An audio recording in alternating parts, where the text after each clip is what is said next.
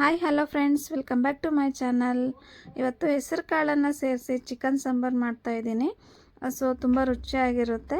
ಹಾಗೆ chicken heat ಅಲ್ವಾ, ಬೇಸಿಗೆಯಲ್ಲಿ ಈ ಥರ ಒಂದು ಸಾಂಬಾರು ಮಾಡ್ಕೊಂಡು ತಿಂದರೆ ತುಂಬ ರುಚಿಯಾಗೂ ಸಹ ಇರುತ್ತೆ. ನನ್ನ ಚಾನಲ್ ಇನ್ನೂ ಯಾರು ಸಬ್ಸ್ಕ್ರೈಬ್ ಮಾಡ್ಕೊಂಡಿಲ್ಲ, ಪ್ಲೀಸ್ ಸಬ್ಸ್ಕ್ರೈಬ್ ಮಾಡಿಕೊಂಡು ವಿಡಿಯೋಸ್ ನೋಡಿ. ಹಾಗೆ ವಿಡಿಯೋಸ್ ಇಷ್ಟ ಆದರೆ ಲೈಕ್ ಮಾಡಿ. ಸೊ ನೋಡಿ ಹೇಗೆ ಮಾಡೋದು ಅಂತ ನೋಡೋಣ. ನಾನಿಲ್ಲಿ ಒಂದು ಪ್ಯಾನ್ ಬಿಸಿಗೆ ಇಟ್ಕೊಂಡಿದ್ದೆ. ಸೊ ಸ್ಟವ್ ಆನ್ ಮಾಡಿ, ಸ್ವಲ್ಪ ನೀರಿದೆ, ಸೊ ಹಾಗಾಗಿ ಅದನ್ನು ಸ್ವಲ್ಪ ಡ್ರೈ ಆಗಲಿ.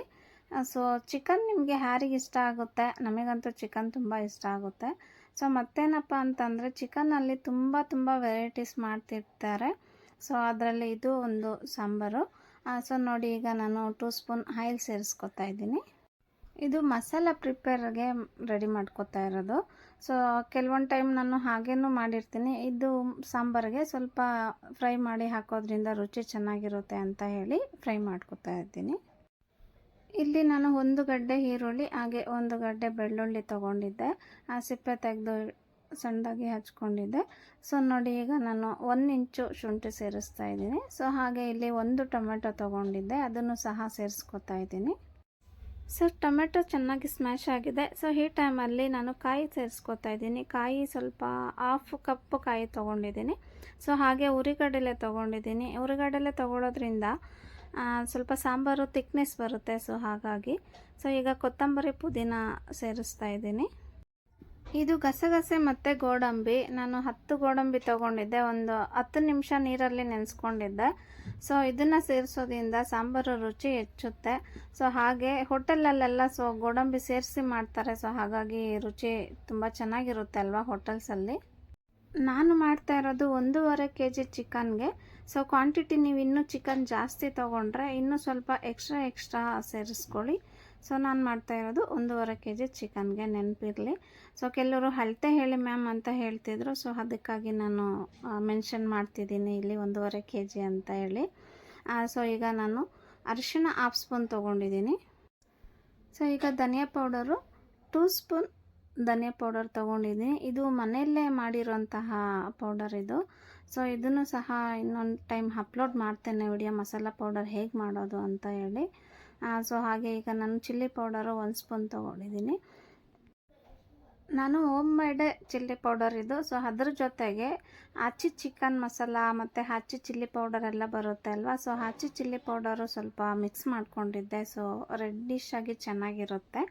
ಸೊ ಈಗ ಚೆನ್ನಾಗಿ ಫ್ರೈ ಮಾಡಿಕೊಂಡು ಸ್ವಲ್ಪ ನೀರು ಸೇರಿಸಿ ಸ್ಟವ್ ಆಫ್ ಮಾಡಿ ಬಿಡೋಣ. ಸ್ವಲ್ಪ ತಣ್ಣಗಾದ್ಮೇಲೆ ನಾವು ಇದನ್ನು ಮಿಕ್ಸಿ ಮಾಡ್ಕೊಳ್ಳೋಣ. ಸೊ ಬಿಸಿನೇ ಮಿಕ್ಸಿ ಮಾಡಿದರೆ ಮಿಕ್ಸಿ ಜಾರ್ಸು ಬೇಗ ಹಾಳಾಗುತ್ತೆ. ಸೊ ಇದು ಒಂದು ಸೈಡು ಬಿಡಲಿ. ಈಗ ನಾನು ಚಿಕನ್ಗೆ ಒಗ್ಗರಣೆ ಮಾಡ್ಕೊಳ್ಳೋಣ. ಸೊ ನೋಡಿ, ನಾನಿಲ್ಲಿ 1.5 kg ಚಿಕನ್ ತೊಗೊಂಡಿದ್ದೆ. ಸ್ವಲ್ಪ ಸಾಲ್ಟು ಮತ್ತು ಅರಿಶಿನ ಹಾಕಿ ಚೆನ್ನಾಗಿ ವಾಶ್ ಮಾಡಿ ಇಟ್ಕೊಂಡಿದ್ದೆ. 100 ಗ್ರಾಮ್ ಅಷ್ಟು ಇದು ಹೆಸರು ಕಾಳು ತುಂಬ ಹೆಲ್ತಿಗೆ ಒಳ್ಳೆಯದು. ಸೊ ಹಾಗಾಗಿ ತುಂಬ ಬಾಡಿ ಸಹ ಕೂಲ್ ಆಗುತ್ತೆ ಹೆಸರು ಕಾಳು ಯೂಸ್ ಮಾಡೋದ್ರಿಂದ. ಇದನ್ನು ನಾನು 1/2 ಅವರ್ ನೆನೆ ಹಾಕಿ ಇಟ್ಟಿದ್ದೆ. ಸೊ ಇದನ್ನು ಸೇರಿಸಿ ಮಾಡೋದ್ರಿಂದ ಸಾಂಬಾರು ಚೆನ್ನಾಗಿರುತ್ತೆ. ಹೆಸರು ಕಾಳು ಜಾಸ್ತಿ ಹಾಕಿ ಸಾಂಬಾರು ಮಾಡೋದ್ರಿಂದನೂ ರುಚಿ ಅಷ್ಟೊಂದು ಚೆನ್ನಾಗಿರಲ್ಲ. ಸೊ ಹಾಗಾಗಿ 1.5 kg ಚಿಕನ್ಗೆ 100 ಗ್ರಾಮ್ ಅಷ್ಟೇ ತೊಗೊಂಡಿದ್ದೀನಿ ನಾನು. ಸೊ ಈಗ ಮತ್ತೆ ಕುಕ್ಕರ್ ಬಿಸಿ ಮಾಡೋಕ್ಕೆ ಇಟ್ಕೊಂಡಿದ್ದೆ. 3 ಸ್ಪೂನ್ ಆಯಿಲ್ ಸೇರಿಸ್ಕೊಂಡಿದ್ದೀನಿ. ಈಗ ಸಣ್ಣದಾಗಿ ಕಟ್ ಮಾಡ್ಕೊಂಡಿರುವಂತಹ ಈರುಳ್ಳಿನೂ ಸಹ ಸೇರಿಸಿದ್ದೀನಿ. ಎಣ್ಣೆಯಲ್ಲಿ ಈರುಳ್ಳಿ ಚೆನ್ನಾಗಿ ಫ್ರೈ ಆಗಲಿ. ಈರುಳ್ಳಿ ಚೆನ್ನಾಗಿ ಫ್ರೈ ಆಯ್ತಂದರೆ ಅದನ್ನು ಸಹ ಒಂದೊಂದು ಐಟಮು ಒಂದೊಂದು ಥರ ಇರುತ್ತೆ ಅಲ್ವಾ. ಸೊ ನಾವು ಯಾವ ಥರ ಮಾಡ್ತೀವೋ ಅಡುಗೆ ಅದ್ರ ಮೇಲೆ ಡಿಫ್ರೆಂಟ್ ಇರುತ್ತೆ ಟೇಸ್ಟು. ಸೊ ಈಗ ನಾನು ಚಿಕನನ್ನು ಸೇರಿಸ್ಕೊಳ್ತಾ ಇದ್ದೀನಿ. ನಿಧಾನಕ್ಕೆ ಸೇರಿಸ್ಕೊಳ್ಳಿ, ಸಿಡಿಯುತ್ತೆ. ಸ್ವಲ್ಪ ಹುರಿ ಕಡಿಮೆ ಇಟ್ಟು ಚಿಕನನ್ನು ಸೇರಿಸ್ಕೊಳ್ಳಿ. ಸೊ ಅಮ್ಮ ಮತ್ತು ಚಿಕ್ಕಮ್ಮ ಬಂದಿದ್ದರು. ಸೊ ಹಾಗಾಗಿ ನನಗೆ ತುಂಬ ಖುಷಿ ಇದೆ. ಅವ್ರು ಬರ್ತಿದ್ದಾರೆ ಅಂತ ಹೇಳಿ ನಾನು ಇವತ್ತು, ನನಗೆ ಹುಷಾರಿಲ್ಲ. ಸೊ ಆದರೂ ಅವರಿಗೋಸ್ಕರ ಖುಷಿಯಾಗಿ ನಾನು ಅಡುಗೆ ಮಾಡ್ತಾಯಿದ್ದೀನಿ. ಸೊ ನನಗೆ ಅಡುಗೆ ಮಾಡೋದು ಅಂದರೆ ತುಂಬಾ ಇಷ್ಟ. ಸೊ ನೋಡಿ, ಈಗ ಚಿಕನ್ನೆಲ್ಲ ಸೇರಿಸ್ಕೊಂಡು ಒಂದು ರೌಂಡು ಮಿಕ್ಸ್ ಕೊಡೋಣ. ರುಚಿಗೆ ತಕ್ಕಷ್ಟು ಉಪ್ಪನ್ನು ತೊಗೊಳ್ಳಿ. ಸೊ ನಾನಿಲ್ಲಿ 1.5 ಸ್ಪೂನು ಉಪ್ಪು ತೊಗೊಂಡಿದ್ದೆ.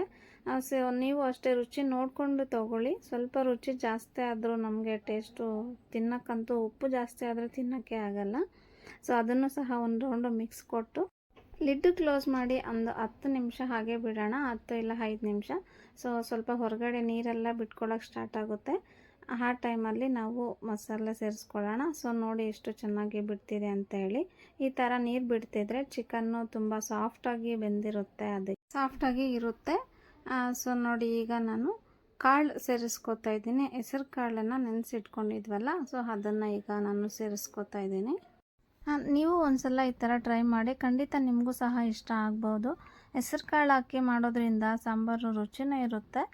ಹಾಗೆ ಹೆಲ್ತಿಗೂ ಸಹ ತುಂಬ ಒಳ್ಳೆಯದಲ್ವ.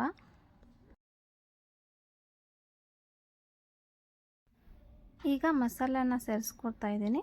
ರುಬ್ಬಿರ್ತಕ್ಕಂಥ ಮಸಾಲೆನ ಸೇರಿಸ್ಕೊಂಡು ಇದನ್ನು ಚೆನ್ನಾಗಿ ಒಂದು ರೌಂಡು ಮಿಕ್ಸ್ ಕೊಡೋಣ. ಮಸಾಲೆ ಫಸ್ಟಲ್ಲೇ ನಾನು ಫ್ರೈ ಮಾಡ್ಕೊಂಡಿದ್ದೆ ಅಲ್ವಾ, ಹಾಗಾಗಿ ಈಗ ಜಾಸ್ತಿ ಫ್ರೈ ಮಾಡೋ ಅವಶ್ಯಕತೆ ಇರಲ್ಲ. ಈಗ ಲಿಡ್ ಕ್ಲೋಸ್ ಮಾಡಿ ಒಂದು 3 ನಿಮಿಷ ಕುಕ್ ಮಾಡ್ಕೊಳ್ಳೋಣ.